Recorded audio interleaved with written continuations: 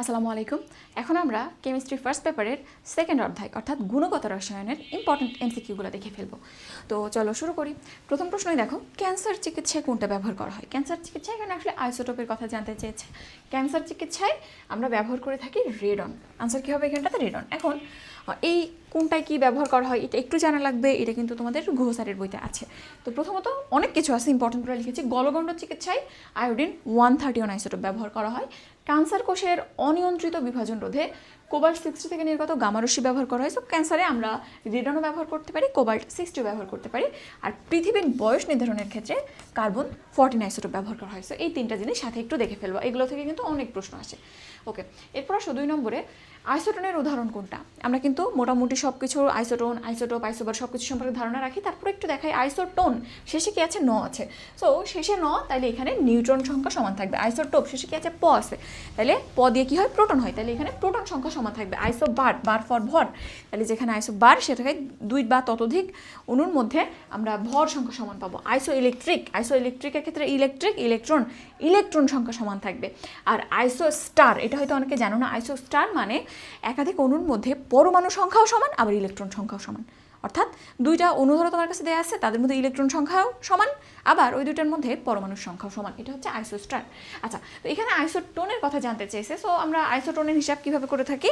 এখানে যেগুলো দেওয়া আছে, নিচে হচ্ছে পারমাণবিক সংখ্যা, উপরে ভর সংখ্যা মাইনাস পারমাণবিক সংখ্যা ইজ ইকুয়াল নিউট্রন সংখ্যা। তাহলে এখান থেকে তুমি যদি হিসাব করো, এখানে কত হয়? 6, আর এখানটাতে হয় 7। তো আমি এত হিসাব দেখাইতেছি না, সব হিসাব করে আমি যা দেখলাম যে এই অপশন গতে দেখো 14 - 6 8, আর 16 - 8 এখানে 8, তাহলে 2 ক্ষেত্রেই আমরা একই রকম নিউট্রন সংখ্যা পাচ্ছি। তাহলে এটাই হচ্ছে আইসোটোন। ওকে, আমি আর দেখাইলাম না, কাজ এটা শর্টকাট ক্লাস। এরপর আসো, কোন কণার সাহায্যে রাদারফোর্ড বিচ্ছুরণ পরীক্ষা করেন? তো রাদারফোর্ডের যে বিচ্ছুরণ পরীক্ষা, এটার নামই তো ছিল আলফা কণা বিচ্ছুরণ পরীক্ষা। তাহলে এখানে কোন কণা উনি ব্যবহার করেছিল? আলফা কণা। আলফা কণার ভর কত অ্যান্ড হাবিজাবি যে জিনিসগুলো আছে একটু দেখে ফেলবা। বাট রাদারফোর্ডের পরীক্ষা থেকে আরও কিছু জিনিস আসে, যেমন উনি কবে পরীক্ষাটা করেছিল? 1911 সালে। আর কী কী উপকরণ উনি ব্যবহার করেছিলেন? .400 সেন্টিমিটারের পুরু সোনার পাত, জিঙ্ক সালফাইডের প্রলেপযুক্ত পর্দা, এবং এটা অনুপ্রভা সৃষ্টিকারী ছিল, নট প্রতিপ্রভা। এই জিঙ্ক সালফাইডের পর্দাটা কি ছিল? অনুপ্রভা সৃষ্টিকারী। এটা রেডিও অ্যাক্টিভ যে রেডিয়াম, এই রেডিও অ্যাক্টিভ রেডিয়াম থেকে আমরা এই আলফা কণাগুলো পেয়েছিলাম। আর এখানে লেড ব্লক ছিল, যাতে রেডিয়েশনটা চারিদিকে ছড়াই না যায়। সো আমরা এই 4টা জিনিস, 4টা ইনগ্রিডিয়েন্ট একটু দেখে ফেলবো। এরপর আসো আমরা পরে যাই। 4 নম্বরে, বোর পরমাণু মডেল কোনটির বর্ণালী ব্যাখ্যা করতে পারে? বোর পরমাণু মডেল একমাত্র যেখানে একটা ইলেকট্রন আছে সেইগুলারই বর্ণালী ব্যাখ্যা করতে পারে। তাহলে দেখো তো এদের মধ্যে একটা ইলেকট্রন কই আছে? হিলিয়াম। এমনিতে 2টা থাকে, তাহলে প্লাস মানে একটা চলে গেছে, তাহলে এখানে একটা ইলেকট্রন আছে। আর H প্লাস মানে ও নর্মালি একটা থাকে, এখন চলে গেছে একটা, তাহলে নাই। হিলিয়াম 2 প্লাস 2টা থাকে, 2টাই গেছে গা, নাই। আর H মাইনাস, দ্যাট ইজ এইখানটাতে হাইড্রোজেন নর্মালি আমরা প্লাসই দেখি, বাট এখানটাতে একটা ইলেকট্রন সে নিয়েছে, 1 আর 1 2 হয়েছে, এখানে 2টা আছে। তাহলে একমাত্র একটা ইলেকট্রন আছে হিলিয়াম প্লাসের ক্ষেত্রে। তাহলে এখানে আনসার কী হবে? আনসার কিন্তু ক হবে। ঠিক আছে, আর এটা কেন হয় সেটা আমি লিখে দিয়েছি। আমার ক্লাসের স্লাইডগুলো সব কমেন্টের মধ্যে পেয়ে যাবা, বা আমার টেলিগ্রাম চ্যানেলেও পেয়ে যাবা। সো একটু দেখে নিও। কোয়ান্টাম সংখ্যার মান n = 4 এবং l = 3 হলে অরবিটালটি কী হবে? তো আমরা কোয়ান্টাম সংখ্যার কিন্তু জানি 4টা হয় সাধারণত। প্রধান কোয়ান্টাম সংখ্যা, সহকারী কোয়ান্টাম সংখ্যা, চৌম্বকীয় কোয়ান্টাম সংখ্যা আর স্পিন কোয়ান্টাম সংখ্যা। এটাকে আমরা n লিখি, এটাকে আমরা l লিখি, এটাকে m, এটাকে s। এক্ষেত্রে আমাদের n আর l দেওয়া আছে, খুবই সিম্পল। n একটা সংখ্যা, এর কোনো হেরফের নাই, এখানে PD এরকম হাবিজাবি কিছু আসে না। সো n = 4, ওকে। আর l = 3, আমরা জানি l এর 4টা মান হয়। l 0 হইলে s, 1 হইলে p, 2 হইলে d, আর 3 হইলে f। এখানে কত দেওয়া আছে? 3 দেওয়া আছে। তাহলে l = 3 মানে আসলে f, তাহলে এটা হচ্ছে f। আর n এর মান 4, তাহলে এটা আসলে 4f। আনসার কি হবে? ঘ। তাহলে n আর l এর মান দেওয়া থাকলে জাস্ট এইটার কথা মনে করবা, আর n এর মান যা সেটা তো সামনে বসেই যাবে। তাহলে এইভাবে কিন্তু খুব সুন্দর করে আমরা আনসার করতে পারি। ওকে, পরের কোশ্চেনে আসো। 6 নম্বর কোশ্চেন, ম্যাগনেসিয়াম মৌলের সর্বশেষ স্তরের ইলেকট্রনের জন্য 4টি কোয়ান্টাম সংখ্যার মান কী হবে? তো এরকম যে কোনো মৌলের কোনো একটা ইলেকট্রনের যদি বা একাধিক ইলেকট্রনের কোয়ান্টাম সংখ্যার মান বের করতে বলে আগে ইলেকট্রন বিন্যাস করবা। তো ম্যাগনেসিয়াম 12 ইলেকট্রন বিন্যাস আমরা করে ফেললাম। সো শেষ যে ইলেকট্রন ছিল শেষ কক্ষপথে, সেই ইলেকট্রন 3s2। এখন আমরা ওই 4টি কোয়ান্টাম সংখ্যা বের করে ফেলবো, n, l, m আর s। তো n এর মান কত? বড় হাতের যে অরবিটটা, ওই অরবিটটাই তো। তাহলে এখানে n এর মান হচ্ছে 3, সন্দেহ হচ্ছে নাই। s এর মান একটু আগে আমরা দেখলাম l 0 1 2 3 ছিল, s এর জন্য ছিল 0, তাইলে এখানটাতে l এর মান হবে 0।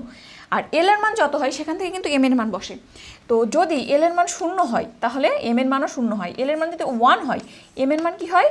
+-1 আর 0। প্লাস মাইনাস 1 আমরা এভাবে না লিখে এভাবে সুন্দর করে লিখতে পারি, +1 0 আর -1। যদি এর মান 2 হয় তখন +2 +1 0 -1 -2, দ্যাট ইজ প্লাস মাইনাস সহ ওই সংখ্যা এবং ছোট সংখ্যাগুলো সাথে 0 থাকবে। তাহলে এখানে যেহেতু শূন্য শূন্য হইতে হবে, আর দুইটা ইলেকট্রন, সো প্লাস মাইনাস দুইটাই থাকবে, প্লাস মাইনাস হাফ। প্রথমটাকে আমরা সাধারণত প্লাস হাফ ধরি আর দ্বিতীয়টাকে মাইনাস হাফ, দুইটা যেহেতু সো প্লাস মাইনাস হাফ। ওকে, তাহলে এখানে আনসার কি হবে 3 0 0, এই যে আনসার হচ্ছে ঘ। ঠিক আছে, এটা খুব ইজিলি বের করা যায়। আর এই ক্লাসটা কিন্তু জাস্ট ফর রিভিশন, কেউ সারা জীবন কখনো পড়ে নাই তার জন্য না অবশ্যই। এরপর অবশ্য ওয়াইফাইতে কোন অঞ্চলের তড়িৎচুম্বকীয় বিকিরণ ব্যবহার করা হয়, খুবই ইম্পর্টেন্ট, আমি সবগুলো এখানে লিস্ট করেছি। তো রেডিও ওয়েভ, প্রথমে দেখো রেডিও ওয়েভ ব্যবহার করা হয় কোথায়, নাম শুনে বুঝতে পারছো, রেডিওতে ব্যবহার করা হয় এবং টিভিতে ব্যবহার করা হয়। এর সাথে সাথে তোমরা জানো এমআরআই যন্ত্রেও কিন্তু রেডিও ওয়েভ ব্যবহার করা হয়। এরপরে মাইক্রোওয়েভ, মাইক্রোওয়েভ আমরা ফোনের ক্ষেত্রে ব্যবহার করি, ফোনের সিগন্যালের ক্ষেত্রে, এবং ফোনে আরেকটা জিনিস কানেক্ট থাকে ওয়াইফাই, সো ওয়াইফাই অ্যান্ড ফোনের ক্ষেত্রে আমরা মাইক্রোওয়েভ ব্যবহার করি। আরেকটা তো মাইক্রোওয়েভ ওভেনে ব্যবহার করা হয় রান্নাবান্নার কাজে। এবার আইআর, খুবই খুবই ইম্পর্টেন্ট, আইআর প্রথমেই অপটিক্যাল ফাইবারে ব্যবহার করা হয়। ওকে, এরপর রিমোটের ক্ষেত্রেও কিন্তু আইআর থাকে, ইভেন ফোনের ক্যামেরার মধ্যেও কিন্তু আইআর থাকে, এবং অন্ধকারে ছবি তোলার কাজেও আইআর ব্যবহার করা হয়। তাহলে অ্যাজ এ হোল মনে রাখা, রিমোট কন্ট্রোল, ফোনের ক্যামেরা, অন্ধকারে ছবি তোলা, এবং সবথেকে ইম্পর্টেন্ট হচ্ছে অপটিক্যাল ফাইবারে যোগাযোগ। ইউভি তোমরা জানো, জাল টাকা, জাল পাসপোর্ট শনাক্তকরণে আমরা ইউভি ব্যবহার করে থাকি। এক্স রে তোমরা জানো চিকিৎসা ক্ষেত্রে দেহের ভেতরের হাড়টা ভেঙে গেল কিনা অভ্যন্তরের ইমেজিংয়ের কাজে ব্যবহার করা হয়। আর গামারে অলরেডি একটা বলেছি, গামারে দিয়ে ক্যান্সারের চিকিৎসা করা যায়। আরেকটা হচ্ছে খাদ্যশস্যের জীবাণু ধ্বংস করে খাদ্যশস্য সংরক্ষণে ব্যবহার করা যায়। ওকে, এটা খুব ইম্পর্টেন্ট, দেখে ফেলবা। তাহলে ওয়াইফাইতে কোনটা ব্যবহার করি আমরা, ওয়াইফাইতে আমরা অলরেডি বলে ফেলেছি, দেখো ওয়াইফাই, মাইক্রোওয়েভ। এরপর আসো রাডার যোগাযোগের ক্ষেত্রেও কিন্তু আমরা মাইক্রোওয়েভ ব্যবহার করি।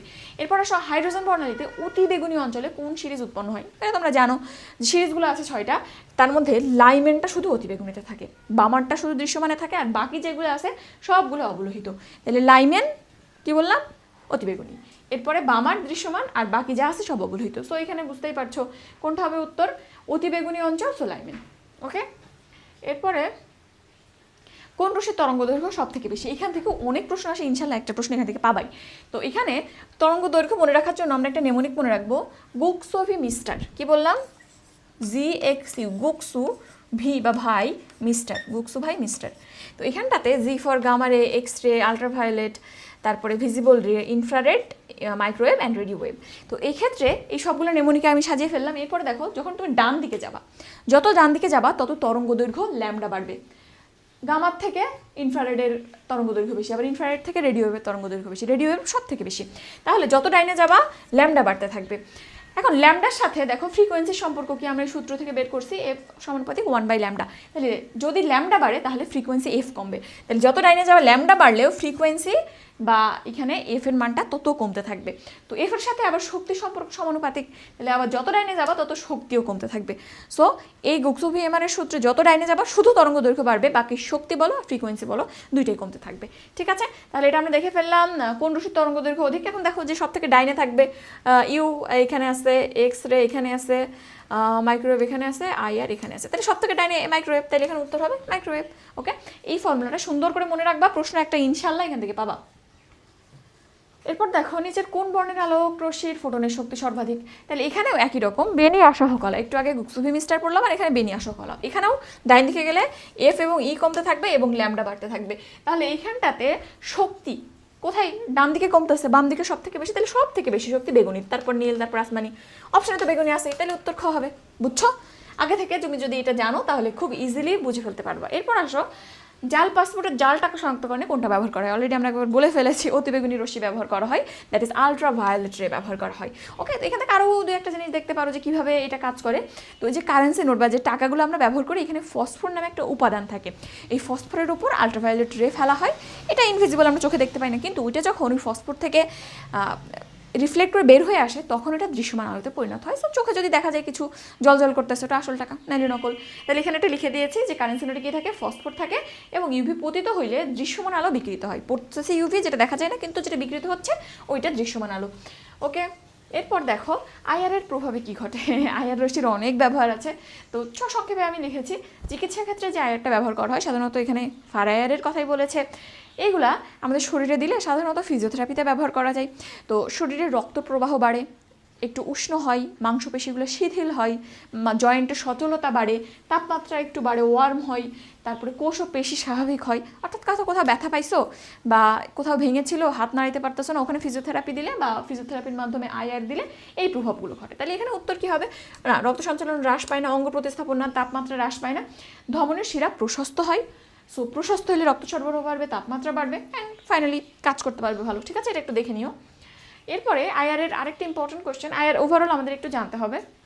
আমি একটু বলি, দেখো আইআর মেইনলি 3 প্রকার, near IR, middle IR, far IR. এর মধ্যে মিডিল আইআর যেটা, এটার কাজ একটাই কাজ, কার্যকরীমূলক শনাক্তকরণে ব্যবহার করা হয়। জৈব যৌগে বিভিন্ন রকম কার্যকরীমূলক শনাক্তকরণে আমরা মিডিল আইআর ব্যবহার করি। বাকি থাকে নিয়ার আইআর আর far IR. Near IR, far IR দুইটাই চিকিৎসায় ব্যবহার করা হয়, তবে নিয়ার আইআর যেটা, এইটা রোগ নির্ণয়ের ক্ষেত্রে ব্যবহার করা হয়। দেখবা যে ডটের ক্ষেত্রে, সিটি স্ক্যানের ক্ষেত্রে আমরা নিয়ার আইআর ব্যবহার করছি। তাহলে নিয়ার আইআর মেইনলি রোগ নির্ণয়ের ক্ষেত্রে, ফার আইআরটা চিকিৎসার ক্ষেত্রে ব্যবহার করা হয়। একটা ব্রডলি আমি একটু আগে বললাম ফিজিওথেরাপিতে ব্যবহার করা হয়। আরেকটা হচ্ছে স্নায়বিক, মানসিক বিভিন্ন রোগের ক্ষেত্রেও ফার আইআর খুব ভালো কাজ করে।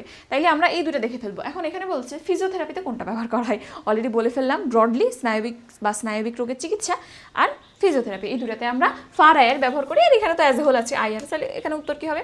আইআর হবে। ঠিক আছে, আর তোমাদের বইতে আরও স্পেসিফিক করে দেওয়া আছে ফ্রোজেন শোল্ডার, যেটা হাত নাড়াইতে পারে না, স্টিফ হয়ে যায় আশপাশের লিগামেন্টগুলো, তো সেই ক্ষেত্রে আমরা ফিজিওথেরাপি দিয়ে থাকি। ফ্রোজেন শোল্ডারের ক্ষেত্রে ফিজিওথেরাপিতে আমরা ফার আইআর ব্যবহার করি। এভাবে সুন্দর করে লেখা আছে। ঠিক আছে, এরপরে আসো 14 নম্বর কোশ্চেনে। 14 নম্বরে শিক্ষা পরীক্ষা ইটের ন্যায় লালচে বর্ণ কোনটা দেখায়। সো আমরা কোন ধাতু কি বর্ণ দেয় সেটা তো এখানে অলরেডি লিখে ফেলছি। তো তুমি যদি এই জিনিসটা খেয়াল করো তাহলে দেখবা এখানে সহজে উত্তর করে ফেলতে পারতেছো। এমনিতে তুমি জানো সোডিয়ামের ক্ষেত্রে সোনালী হলুদ, কপারের ক্ষেত্রে নীলাভ সবুজ, সব থেকে ইম্পর্টেন্ট ক্যালসিয়ামের ক্ষেত্রে ইটের মতো লাল, এটা কিন্তু অনেক বেশি আসে, সোডিয়াম ক্যালসিয়াম সব থেকে বেশি আসে। আর এটা গোলাপি লাল। আরেক টেক্সটটা একটু মনে রাখবা, বেরিয়াম যেটা, বেরিয়াম গ্রিন অ্যাপলের কালার দেখায়। ওকে, এক্সট্রা এটা একটু মনে রাখবা। তাহলে ইটের মতো লালচে বর্ণকে দেখায় calcium, not copper. Calcium copper উল্টাপাল্টা করে ফেলো না, ক্যালসিয়াম ইটের মতো লাল দেখায়। ক্যালসিয়াম আমরা সব থেকে বেশি পরিচিত। এরপর আসো, এটা একটু লাগবে। 25 ডিগ্রি সেলসিয়াস তাপমাত্রায় 150 গ্রাম সম্পৃক্ত দ্রবণে 50 গ্রাম দ্রব্য দ্রবীভূত থাকলে ওই দ্রব্যের দ্রব্যতা কত? তো আমরা জানি দ্রাব্যতা কি। দ্রাব্যতা হচ্ছে প্রথমত দ্রবণটা স্যাচুরেটেড হইতে হবে, এবং এখানে 100 গ্রাম দ্রাবকে যতটুকু দ্রব্য থাকবে সেই সংখ্যাটাই হচ্ছে দ্রাব্যতা। তাহলে এখানটাতে দ্রবণ হচ্ছে 150 গ্রাম আর দ্রব্য কত আছে? 50 গ্রাম। তাহলে এখান থেকে দ্রবণ থেকে আমরা যদি দ্রব্য বাদ দিই তাহলে দ্রাবকের পরিমাণ বের হবে। আমাদের দ্রাবকের পরিমাণ আগে বের করতে হবে। তো দ্রাবকের ভর কত? 150। দ্রবণ মাইনাস দ্রব্য ইজ ইকুয়াল তো দ্রাবক হবে। তাইলে এখানটাতে আমরা 150 মাইনাস 50 100 গ্রাম পাইলাম। শর্ত কী ছিল বা সূত্র কী ছিল? যে 100 গ্রাম দ্রাবকে যতটুকু দ্রব্য থাকবে সেটাই দ্রাব্যতা। তাহলে এইখানটাতে এটাই তো পেয়ে গেলাম আমরা, 100 গ্রাম যে দ্রাবক তার মধ্যে আছে 50 গ্রাম, তাহলে এটাই উত্তর 50 গ্রাম। ওকে, আর তুমি যদি উপরেরটা না বুঝো তাহলে এতটুকু মনে রাখো, একটা দ্রাবক ধরো পানি দ্রাবক, এর মধ্যে তুমি 1 মুঠ চিনি দিলা যেটা হচ্ছে দ্রব্য, তাহলে দ্রাবক প্লাস দ্রব্য ইজ ইকুয়াল দ্রবণ। তো আমাদের দ্রাব্যতার ক্ষেত্রে শর্ত হচ্ছে দ্রাবকের ভরটা ইম্পর্টেন্ট। 100 গ্রাম দ্রাবকে যতটুকু দ্রব্য থাকবে সেটা, এই জন্য আমরা আগে দ্রাবক বের করে নিলাম, অ্যান্ড তারপরে 100 গ্রামে কতটুকু আছে সেটা অলরেডি বের হয়েই গেছে। সো উত্তর হচ্ছে 50। এরপর আসো AlF3, এর ক্ষেত্রে দ্রাব্যতা যদি 0.0002 মোল পার লিটার হয় তাহলে দ্রাব্যতা গুণফল কত? সো এখানে মোলারিটিতে দেওয়া আছে, আর ঝামেলা করা লাগতেছে না। এরকম ক্ষেত্রে আমরা সূত্র একটা জানি তো, আর এর বাইরে তুমি যদি চাও আমি একটু ট্র্যাডিশনাল স্টাইলে করবো তাহলে এটা ভেঙে দেবা, যেটা দেওয়া আছে যে অনুটা সেটাকে ভেঙে দেবা। সো এখানে L3 প্লাস অ্যান্ড 3টা F। তো এই ক্ষেত্রে আমরা যখন দ্রাব্যতা গুণফল বের করি তখন কি সিস্টেমে করতে হয়, যে আয়ন দুইটা পাইলা ওই দুইটার গুণ করে দিতে হয়, এবং কোনো আয়নের আগে যদি কোনো সংখ্যা আসে সেইটাকে তার পাওয়ার হিসেবে লিখতে হয়। তাহলে S into 3S to the power 3, দেখো S into 3S to the power 3 তোমরা তো জানো। তো এখানে হিসাব নিকাশ করে 27 ইন্টু S টু দি পাওয়ার 4 আসছে। জাস্ট এখানে S এর মানটা বসাই দিলে 4.32 ইন্টু 10 টু দি পাওয়ার -14 আসবে। তাহলে এখানটাতে উত্তর হচ্ছে এইটা, বুঝছো? 4.3 ইন্টু 10 টু দি পাওয়ার -14। এগুলো তোমরা সবই জানো, বাট আমি জাস্ট দেখাই দিলাম আরেকবার। ইনশাল্লাহ এখান থেকে 2-3টা কোশ্চেন তো পাবাই ইনশাল্লাহ। কোন আয়ন শনাক্তকরণে নেসলার বিকারক ব্যবহার করা হয়? কোন আয়ন শনাক্তকরণে কোনটা ব্যবহার করা খুবই ইম্পর্টেন্ট, বাট কিছু জিনিস মোস্ট ইম্পর্টেন্ট আনকমন যেগুলো, যেমন সোডিয়াম শনাক্তকরণে পটাশিয়াম পাইরো অ্যান্টিমোনেট ব্যবহার করা হয়, খুব ইম্পর্টেন্ট, আসার মতো একটা প্রশ্ন। এরপরে এই যেটা নেসলার বিকারক, কোনটার ক্ষেত্রে ব্যবহার করা হয়? অ্যামোনিয়াম শনাক্তকরণে নেসলার বিকারক ব্যবহার করা হয়। এরপর যদি একটু দেখো, ফেরাস আর ফেরিকের শনাক্তকরণে ফেরিসায়ানাইড ফেরোসায়ানাইড ব্যবহার করা হয়। আর NH4OH দেখবা যে সোডিয়াম বাদে বা অ্যামোনিয়াম বাদে বাকি সব জায়গায় মোটামুটি আছে। তো ওইটা কমন জিনিসগুলো খুব বেশি আসে না। সব থেকে ইম্পর্টেন্ট নেসলার বিকারক অ্যামোনিয়ামের ক্ষেত্রে, পটাশিয়াম পাইরোঅ্যান্টিমোনেট সোডিয়ামের ক্ষেত্রে। ওকে, আর তার বাইরে এটা একটু দেখবো। এটা থেকে আরেকটা জিনিস একটু খেয়াল করো, দেখো এখানে ফেরিসায়ানাইড ফেরোসায়ানাইড এগুলোর মধ্যে কিন্তু আয়রন আছে, আবার আমরা শনাক্ত করতেছি কি আয়রন। সো এরকম প্রশ্ন একটা পেয়েছিলাম যে কোন আয়ন শনাক্তকরণে তারই যৌগ ব্যবহার করা হয়, সেটা কিন্তু ফেরাস অ্যান্ড ফেরিক। ওকে, তো এখানে উত্তর হচ্ছে গ। এরপর আমরা পরে যদি যাই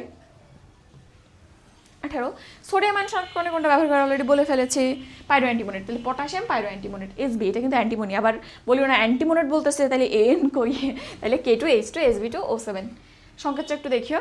এরপর যাই আমরা আংশিক পাতন প্রক্রিয়ার জন্য তরলের মধ্যে স্ফুটনাঙ্কের ন্যূনতম পার্থক্য কত থাকা উচিত। এটা আমরা জানি, দুইটাকে তুমি যদি আংশিক পাতনে আলাদা করতে চাও তাইলে দুইটার মিনিমাম পার্থক্য 40 ডিগ্রি সেলসিয়াস হইতে হয়, না হলে আরও কাছাকাছি ধর 20 ডিগ্রি হলো, তখন দুইটা একসাথে পাতিত হইতে শুরু করবে, তুমি আলাদা করতে পারবে না। তাহলে আনসার কি হবে 40 ডিগ্রি সেলসিয়াস, কোথায় যেন 39 আছে, 40 মনে রাখো। এর প্রশ্ন, কোন পদ্ধতিতে ধানের তুষ থেকে ভোজ্য তেল নিষ্কাশন করা হয়, খুব ইম্পর্টেন্ট। তো এখানে আমরা দ্রাবক নিষ্কাশন, উত্তর দ্রাবক নিষ্কাশন হবে। এখন একটু বলি, দ্রাবক নিষ্কাশন দুই ধরনের, একটা হচ্ছে তরল পদার্থ থেকে দ্রাবক নিষ্কাশন করা যায়, আর একটা কঠিন থেকে। তো কঠিন থেকে আমরা যে দ্রাবকগুলো নিষ্কাশন করি এটাকে সকসলেট নিষ্কাশন বলা হয়। তো এখানে দেখো তুষ থেকে ভোজ্য তেল, তুষ কঠিন জিনিস, তাহলে এটা অ্যাকচুয়ালি কঠিন থেকে বা সকসলেট নিষ্কাশনের কথা বলেছে। সো এটা উত্তর দ্রাবক নিষ্কাশন হবে, এতে কোনো সন্দেহ নাই। ওকে, তাই মনে রাখি তরল থেকে করা যায়, কঠিন থেকে করা যায়, এটা কঠিনের উদাহরণ। এবং আর কোথায় কোথায় আমরা এই প্রসেসটা ব্যবহার করি, খুব ইম্পর্টেন্ট, নারকেলের শ্বাসের গোড়া থেকে নারকেল তেল নিষ্কাশনে এটা ব্যবহার করা হয়, আবার মরিচের গোড়া থেকে মরিচের ঝাঁঝালো রং নিষ্কাশনে ব্যবহার করা হয়, আর তো তুষ থেকে গেলই। আমরা শুনেছিলাম না ধানের তুষ থেকে তেল হইতেছে, এখন হচ্ছে, বাট আমাদের কাছে আসলে হেলদি জিনিস পৌঁছাই কম। এরপর 21 নম্বর, পেপার ক্রোমাটোগ্রাফিতে RF রিটেনশন ফ্যাক্টরের মান কোনটা গ্রহণযোগ্য নয়। তো আমরা কিন্তু জানি রিটেনশন ফ্যাক্টর কি জিনিস।